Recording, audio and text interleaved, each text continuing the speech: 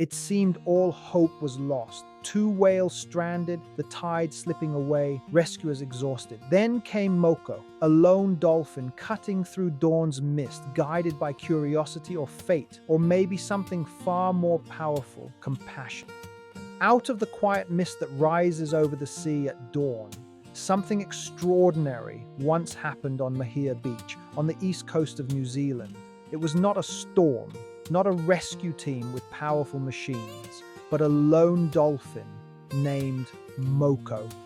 This is the story of how Moko, a bottlenose dolphin, became a hero by courage, compassion, and instinct. The year is 2008. Mahia Beach is beautiful but perilous.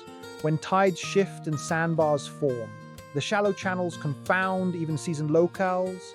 Each year, whales strand here, forced by geography, tides, sometimes sickness, sometimes confusion. Among them, pygmy sperm whales, small, deep-diving, elusive, seldom seen but vulnerable. When they get trapped near shore, between sandbanks or isolated low water zones, the odds of survival are slim. Then there is Moko, a young male bottlenose dolphin, playful, curious, often seen close to shore.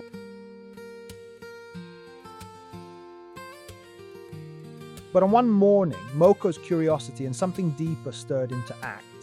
Two pygmy sperm whales, a mother and her calf, stranded on a sandbar, caught between the shore and a shallow reef. The water was calm but stagnant. The whales were tired, distressed. People waded in, trying to guide them, push them, refloat them. But each time the calf drifted off.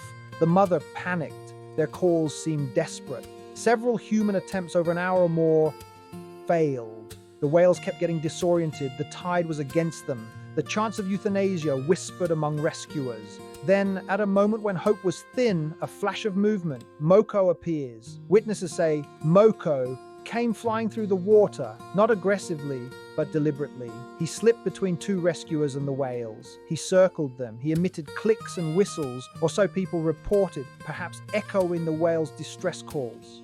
Something in the water changed. The mother whale surfaced, then submerged. The calf followed. For about 200 meters, Moko led them parallel to the shore, moving them toward a hill where a narrow channel offered escape, as though Moko alone knew the way. With each meter, the tension mounted. Would they slip again toward the shallows? Would exhaustion overwhelm them? Mysteriously, when Moko swam away, the whales followed him, as though trusting this stranger in the sea. Then came the moment, the channel, deeper water, the hump of the wave, the drop beneath. The whales slipped through, guided not by human might, but by Moko's knowledge of the sea. Relief, joy, tears among the watchers. The mother and calf were free, their lives spared. But what really happened that morning? What can science tell us? And what must we accept as mystery? According to reports, the whales were emitting distress calls, whistles, and clicks. Scientists have determined that pygmy sperm whales utilize echolocation and high-frequency clicks to navigate, hunt, and communicate. When stranded, those signals may intensify. Meanwhile, dolphins are known to detect such acoustic signals, but documented cases of dolphins guiding stranded whales are extremely rare. This one is unique. Whale strandings are tragic phenomena. There are many causes, including navigational errors, illness, disorientation, environmental noise, pollution, human vessel traffic, and shifts in magnetic fields. In some places, coastlines with gentle slopes and shifting sandbars are especially treacherous for deep-diving species. Moko's actions on that day in 2008 were not coincidental. They reflect the complex cognitive abilities of dolphins. Research indicates that dolphins possess advanced problem-solving skills, social intelligence, and a capacity for empathy. Their use of echolocation allows them to navigate and understand their environment with remarkable precision. In this context, Moko's intervention can be seen as a spontaneous act of empathy, guided by his understanding of the situation and the distress signals emitted by the stranded whales. Whales, especially those using echolocation, can make navigational mistakes, leading them into shallow waters where they become stranded. Diseases, parasites, or injuries can disorient whales, making them more susceptible to stranding. Changes in water temperature, currents, or magnetic fields can disrupt a whale's navigation, leading them into hazardous areas. Noise pollution from ships and sonar can interfere with a whale's echolocation, causing disorientation and potential strandings.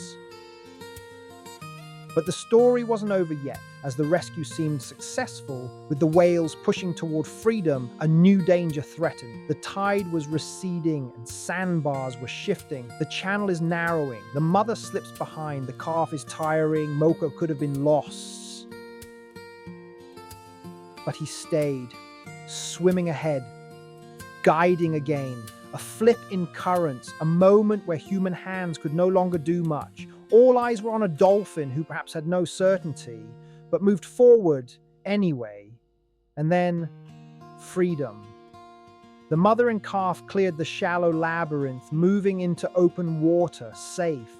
The beach crowd exhaled. Moko disappeared back into his world, the tides, the sea foam, the play. We may never know exactly how much of his action was instinct, experience, empathy, or simply curiosity. But we do know this: one individual in the wild made a difference. For every Moko, there are many whales who wash ashore unheard. Many species are under threat due to factors such as acoustic pollution, ship strikes, habitat loss, weakened prey sources, and climate change. The sea is changing, but Moko's story reminds us one life matters. One individual, even when small in a vast ocean, can shift the balance between death and life. Supporting marine rescue organizations, spreading awareness about the importance of healthy oceans, advocating for quieter seas, protecting marine sanctuaries, and promoting better coastal management. All actions can help marine ecosystems. Moko is gone now, believed dead as of 2010, but his legacy swims on, in stories told, in hearts moved by compassion, in the hope that we too can be stewards of the wild. May we follow Moko's example, to act, to care, to guide, because in doing so, we protect not just one creature, but the wonder and life of our shared ocean. If you enjoy these videos, comment, tap the like button, subscribe, and ring the bell so you do not miss our next stories. Do you have stories you would like us to cover in the next videos? Drop them in the comments. We love to hear your ideas. Until next time, stay curious and keep uncovering the hidden stories of our planet's journey.